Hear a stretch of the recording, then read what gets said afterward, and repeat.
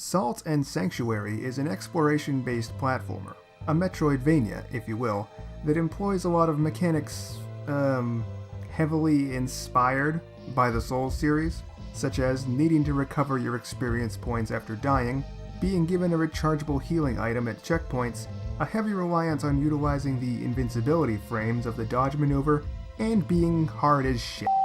It's actually pretty good for the most part.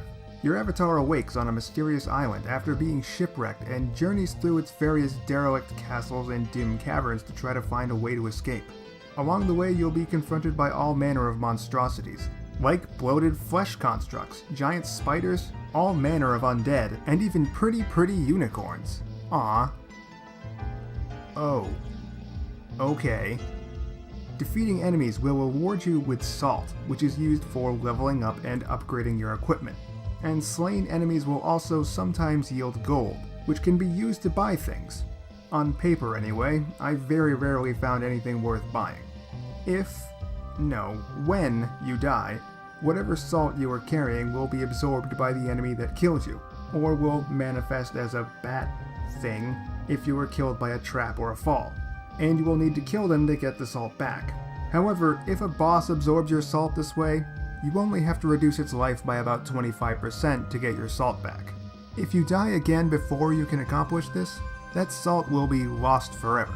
Just as with the Souls games this concept is borrowed from, the impact of this is actually pretty superficial, as you will usually spend most if not all of your salt when visiting a sanctuary. Any salt you are carrying will just be whatever you picked up between the sanctuary and your place of death, so returning there will likely yield about the same amount you risk losing anyway.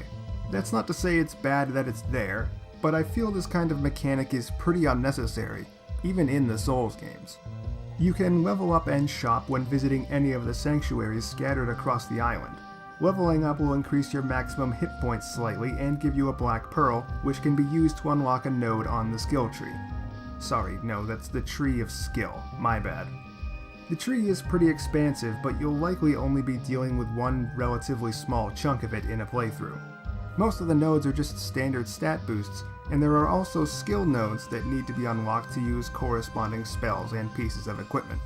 An interesting aspect of this game's sanctuaries is the inclusion of its oaths system.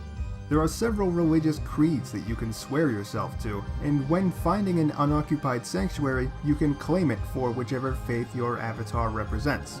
Each order will have different NPC merchants with different stock, and can also offer special rechargeable items by delivering specific monster drops to them.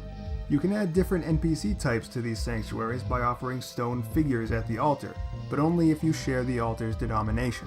There's not a lot of incentive to mess around with the different beliefs, but I still think it's an interesting idea. You can get along just fine with the very first oath that's introduced to you, but the other choices do have some benefits.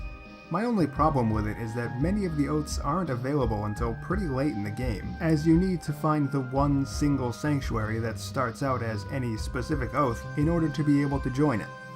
Movement is very quick and responsive, which makes exploring Salt and Sanctuary's rather large world pretty easy, at least in terms of control. Alongside the combat, which can be hard enough on its own, they weren't shy about including some dastardly platforming challenges as well. And there are plenty of goodies stashed off to the sides to find, which is a nice way to offer a lot of small rewards for exploration. My only real complaint here is that the game pretty desperately needs a map. With how expansive many of the areas are, it can be difficult to keep your bearings, and even though the progression from area to area is relatively linear, there are lots of shortcuts between areas that you'll unlock along the way.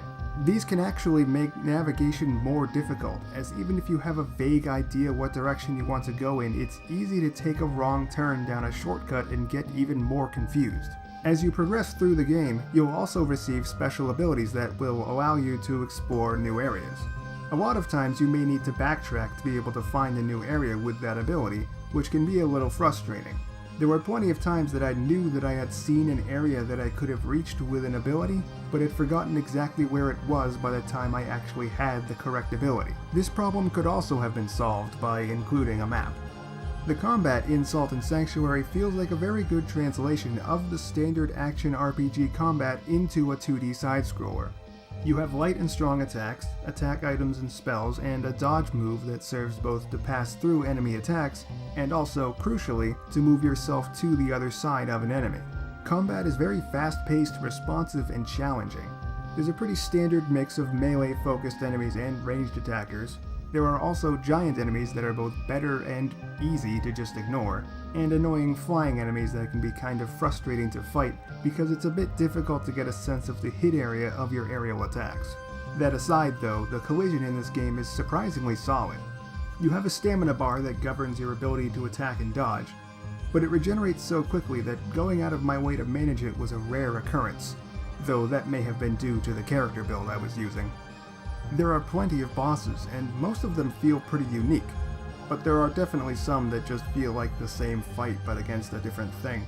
Most of the bosses have complex projectile attacks alongside their melee attacks that make very good use of the platforming elements of the game. There's even a boss that has a very heavy reliance on platforming around the room to avoid its attacks, as well as the flame jets coming out of the walls. This boss is bullshit, but it is an interesting design. The bosses that rely on melee attacks are all pretty boring though. You're pretty much just dodging their attacks, trying to figure out where the openings are, and getting in hits when possible. That's really only a few of the bosses though. Almost every boss will get faster and more aggressive once it falls below half health, and in a lot of cases this jump in difficulty is too steep for my tastes. There are plenty of bosses that are flat out easy until they hit the halfway mark, and then start pulling ridiculous unfair attacks out of their ass.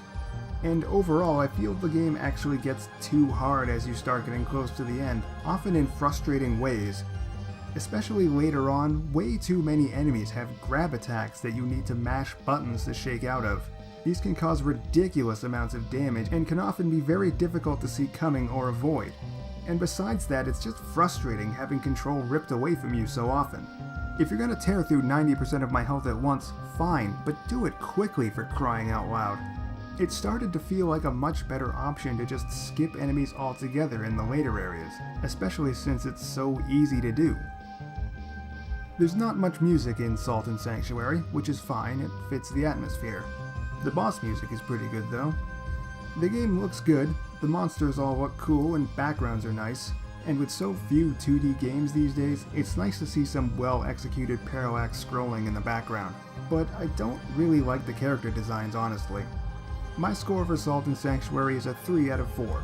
It has great combat, lots of interestingly designed bosses, and plenty of interesting exploration to do, but it's too easy to get lost and it's needlessly unfair at points.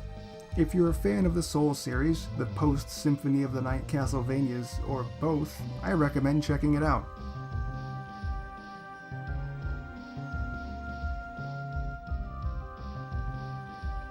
Thanks for watching. I've got more reviews on the way. Maybe you should subscribe. That'd sure help me out. Not that you're obligated to help me out. I mean, I'm just some random guy. You don't mean to... Really though, I would appreciate it.